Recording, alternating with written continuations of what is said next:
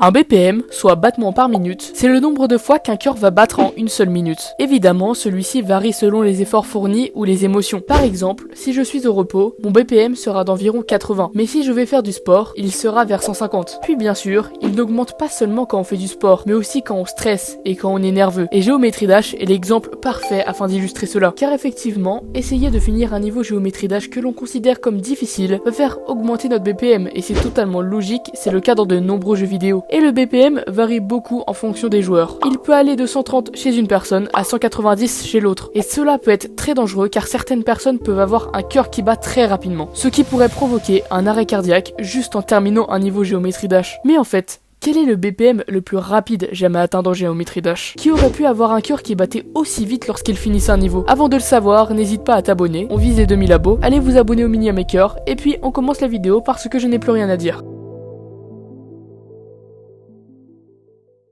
Voici Joshua83. Il commence à jouer à Géométrie Dash vers le confinement, donc en début 2020. Sur sa chaîne YouTube, il montre beaucoup de ses complétions, notamment beaucoup de médium et hard démon. Mais Joshua, lorsqu'il a essayé de finir le niveau Psychosis, noté hard démon, il commet une erreur fatale, puis meurt à 90%.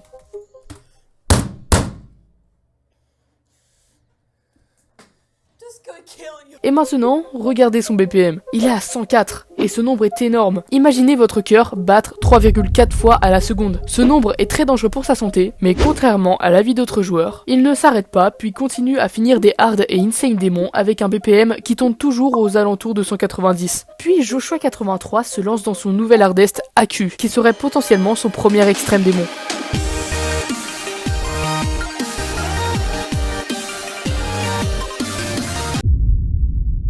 Il ne va pas nous montrer beaucoup son progrès sur ce niveau. Il publiera sur sa chaîne YouTube à 71% et à 88%, mais honnêtement, y a rien de spécial, même son BPM ne me surprend pas tellement. Mais c'est le 26 juillet 2021, après des heures de tryhard intense sur le niveau.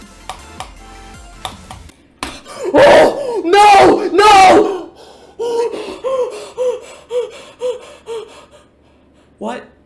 Qu'il fait une faute monumentale à 2 clics de la fin. Si proche du level complete, si proche du bout du tunnel qu'il meurt à 98%. Puis Joshua atteint le BPM le plus rapide de GD à l'époque, qui équivaut à 208. Ce nombre, qui est quand même astronomique, est vraiment dangereux pour sa santé. Et dire que l'on parle seulement d'un niveau Géométrie Dash qui est loin d'être le plus difficile de l'histoire, ça me met vraiment les jetons. Mais ça, bien sûr que c'est l'époque. Joshua a atteint quelque chose de dangereux et énorme, mais quelqu'un d'autre a malheureusement réussi à avoir un BPM encore plus grand. Et là, vous vous dites sûrement, mais comment ça? Déjà que 208 comme BPM, c'est monstrueux, mais alors comment c'est possible d'atteindre quelque chose d'aussi haut? En réalité, il y a deux mots simples qui expliquent cela, la pression et l'adrénaline. C'est ce qui arrive lorsqu'on est stressé de quelque chose, si on va réussir ou si on va se louper. Prenons par exemple mes statistiques. Lorsque je publie une vidéo dans laquelle j'y ai fourni des semaines de travail, j'ai peur que la vidéo ne perce pas, donc mon cœur va battre plus rapidement et c'est totalement normal. Tu vois, c'est pour ça que mes vidéos doivent percer. Bon, trêve de plaisanterie. En gros, c'est la même chose lorsque tu es sur le point de terminer un niveau Géométrie Dash. Mais des personnes auront certaines exceptions avec un cœur qui va battre plus vite que les autres. Ce qui peut être un énorme inconvénient, comme nous l'avons vu avec Joshua, qui a atteint un dangereux nombre de battements par minute qui excède 200. Mais Joshua83 n'est pas le seul à avoir dépassé 200. Oh que non. Et c'est à ce moment-là que l'on peut parler de Wild Point.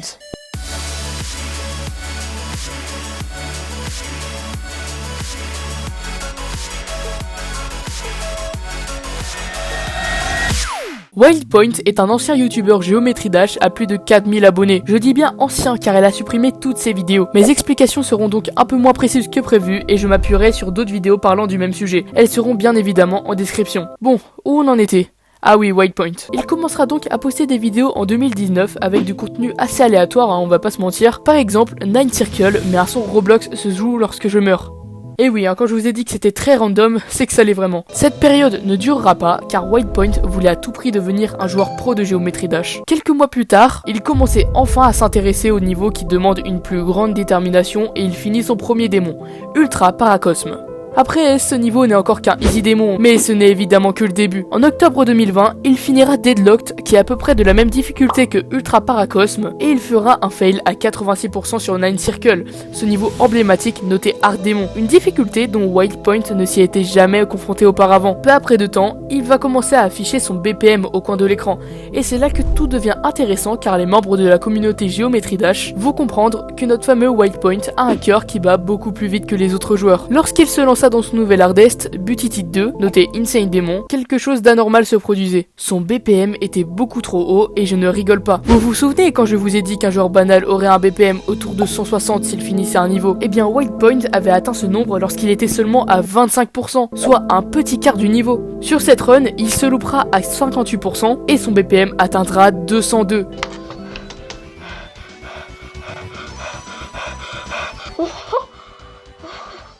C'est juste terrifiant. Dites-vous qu'il a atteint ceci seulement sur un Insane Demon, sans même l'avoir fini. J'aurais même pas pu imaginer son BPM s'il était arrivé jusqu'à la fin du niveau. Et là, vous vous dites... Mais Marthe, il a pas battu Joshua, donc honnêtement ça va. Non, ça va pas. Son BPM est beaucoup trop haut et il s'en est bien rendu compte. Il décide donc de poster une vidéo assez spéciale dans laquelle il annonce qu'il ne va pas viser des niveaux trop difficiles, du type Insane ou Extrême Démon, pour sa santé, et je trouve ça très bien et raisonnable. Cependant, il a également dit qu'il s'est lancé dans son nouvel hardest fait par Jonathan GD, également créateur de Butiti 2, je parle bien évidemment de Future Funk.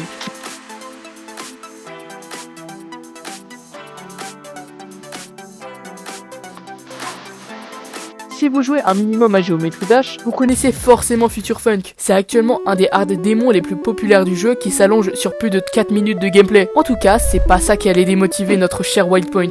Et on voit très bien qu'il a choisi raisonnablement des niveaux pas très compliqués pour lui, même si compléter Future Funk nécessite évidemment une détermination hors norme. Quelques semaines après son annonce, le 7 juin 2021, Wildpoint fera un fail à 66%, puis par la suite un autre à 80%. Et cela nous montre que... Ouais bon, vous allez comprendre en regardant cet extrait. No! No! No!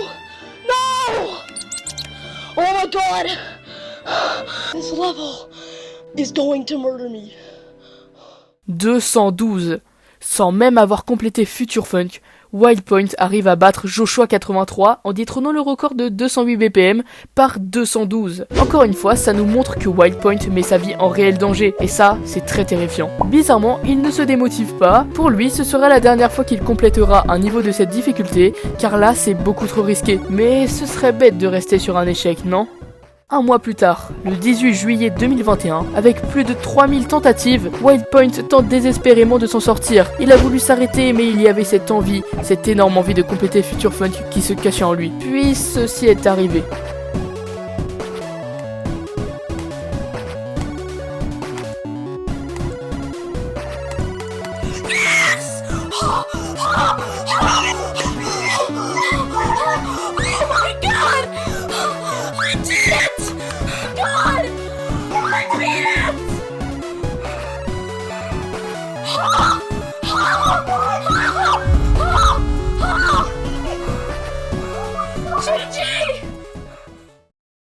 C'est terminé.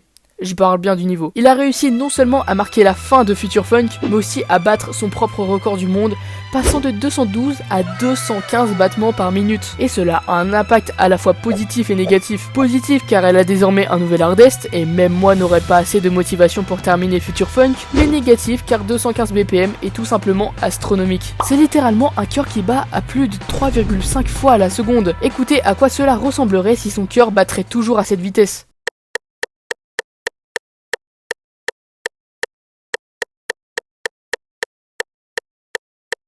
C'est terrifiant.